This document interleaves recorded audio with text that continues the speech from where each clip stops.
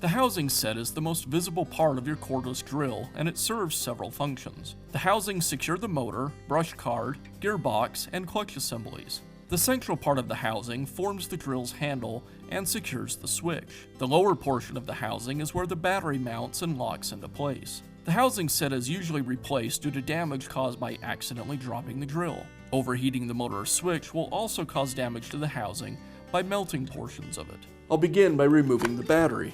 Now remove the rear cover. It's secured with 2 screws.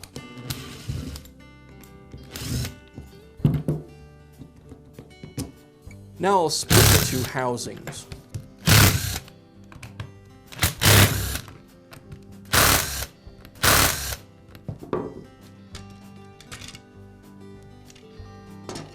Now I want to go ahead and remove the internal components of the drill from the other half of the housing. If you're careful when you do this, you can keep everything together. It'll save you a lot of time for reassembly. So I'll go ahead and pull the heat sink up away from the motor, release the terminal block, this clip that goes to the LED on the front of the drill, and then I'll pull the gear assembly, the motor, and the brush card as one unit.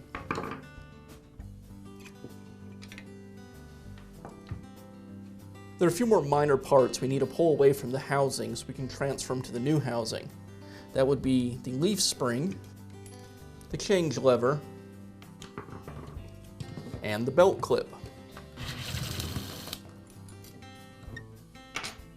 Here I have our new housing set. Go ahead and split it apart, and I'll start reassembly by reinstalling the belt clip. Now in the front portion of the housing where the motor mounts, I'll go ahead and install the leaf spring. Now I'll install the drill's internal parts into the new housing.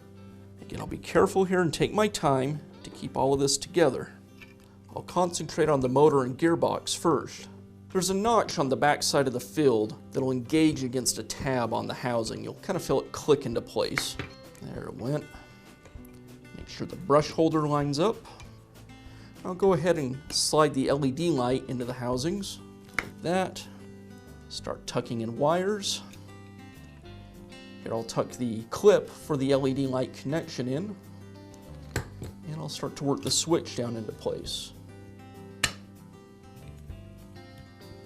Before I set the switch into place, I'll go ahead and replace the change lever. You want to make sure that you line up this tab with the post on the switch. Like that. Tucking in the wires for the LED light and the brush card. We'll go ahead and take care of the heat sink now. It has a slot in the housing it slides into. I just want to make sure that I keep its wires on this side of this plastic post.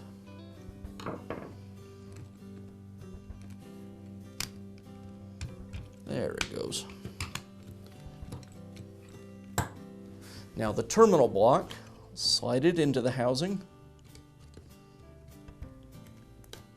and make sure the switch wires are routed right up through the middle of the housing.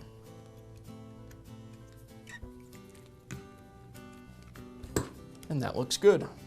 I'll make one last check of the wiring, make sure everything is out of the way of the housings, nothing's going to get pinched. Once everything looks good, I'll place the other half of the housing on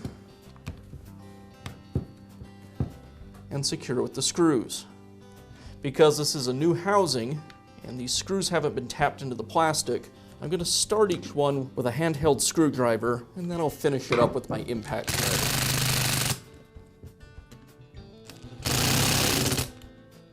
And again, because we're cutting new threads with each screw, it can be kind of hard to tell with the impact driver if the screw actually seated or not. So I'm going to give it just one last check with the handheld screwdriver. Now I'll replace the rear cover